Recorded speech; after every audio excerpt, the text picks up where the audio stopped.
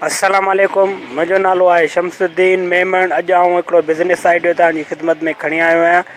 हिन में इहो आहे त जेके बि ग़रीब छोकिरा आहिनि पढ़ाई करे रहिया आहिनि, उन्हनि खे पढ़ाईअ में मुश्किलात थी रही आहे।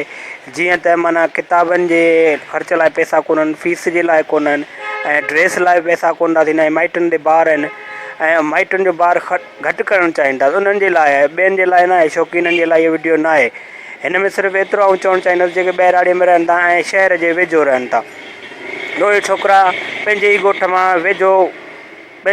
मां वेझो घरनि मां खीरु वठनि ऐं पंहिंजनि क्लास फेलोज़ खां पुछनि था ऐं खीरु त कोन खपे, छो त शहर में खीरु असली मिले कोन, मिलावट वारो बि मिले। ऐं हू जेकर मुंहिंजो चवण जो मक़सदु इहो आहे त ॻोठ मां ई ॿाहिरां माण्हू अची खीरु वठंदा आहिनि, ॻोठ जे ॿाहिरां अची मोटरसाइकिल बीहारींदा आहिनि, मोटरसाइकिल वारो खीरु वठी वरी शहर में वञी सप्लाई कंदो आहे। जीअं इहो ई कमु छोकिरा ॻोठ वारो कंदा त पंहिंजो बि ख़र्चु घटाए सघंदा ऐं पंहिंजे वालिदिननि जी बि पिणु ख़र्चु बचाए सघनि था ऐं उन्हनि जी हेल्प करे सघनि था। महिरबानी। आउं आहियां तव्हांजी ख़िदमत में शमसुद्दीन मेमन, हाला न्यू।